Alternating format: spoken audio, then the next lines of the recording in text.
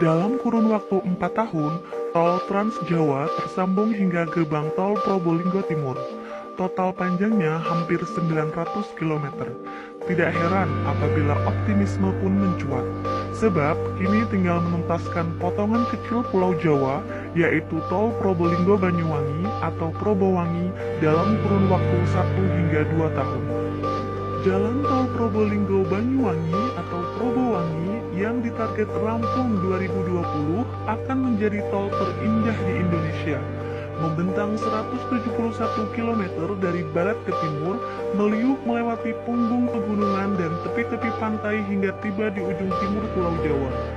Meski begitu, membangun jalan yang membelah bumi Blambangan Raya tak semudah membalik telapak tangan.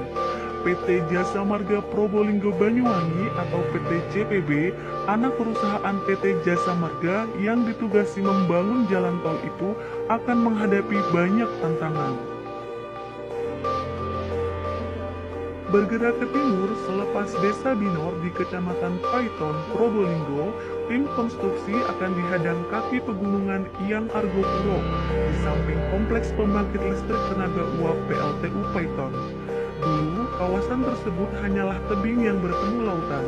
Kemudian dilakukan ekskavasi secukupnya untuk menyediakan ruang bagi instalasi PLTU dan Jalan Nasional Surabaya-Banyuwangi. Selebihnya adalah hutan lebat dan perbukitan cadas. Kemudian, tol Probowangi akan meliuk mendaki punggung gunung lurus di areal sebelah selatan Jalan Nasional, melewati kompleks transmisi listrik PLTU Paiton. Gunung lurus tak semudah itu dilewati. Jika lembah tidak terlalu curam, jalan akan menuruni lembah. Namun, jika dianggap terlalu curam, akan dibangun jembatan layang.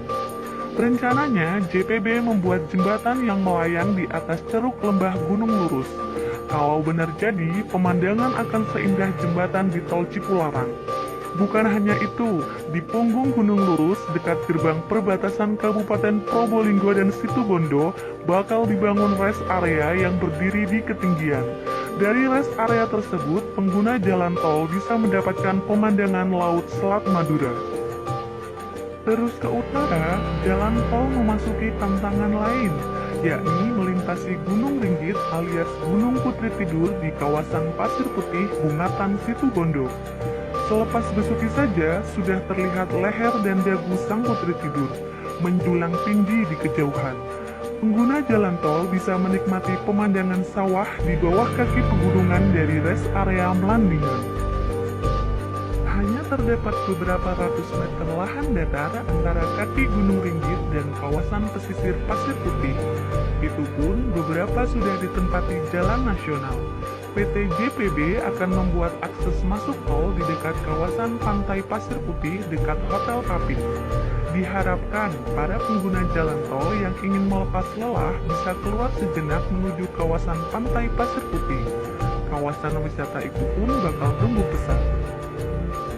Tantangan terberat barangkali adalah selepas Kecamatan Asembagus Situbondo, yakni kawasan Taman Nasional Baluran.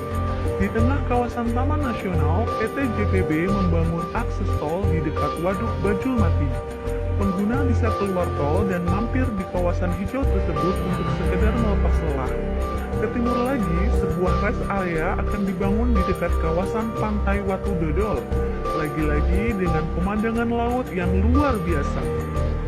Setelah melewati kegelapan rimba Baluran, jalan tol akhirnya menemui garis finish di Pelabuhan Ketapang, Banyuwangi. Lagi-lagi, PT JPB harus membangun jalan tol di punggung pegunungan. Di Ketapang, trase jalan tol rencananya melewati kaki Gunung Ijen sekitar 500 meter di barat jalan nasional. Saat ini, area calon jalan tol masih berupa tebing, pepohonan, dan saluran sutet. Namun, jika kita menoleh ke arah timur, pemandangan Selat Bali akan terhampar sempurna tanpa halangan. Kapal-kapal feri berlayar menerjang arus Selat Bali. Selepas subuh, matahari akan muncul mewarnai tiang-tiang kapal dan dek-dek pelabuhan, menampakkan citra Banyuwangi sebagai the sunrise of Java.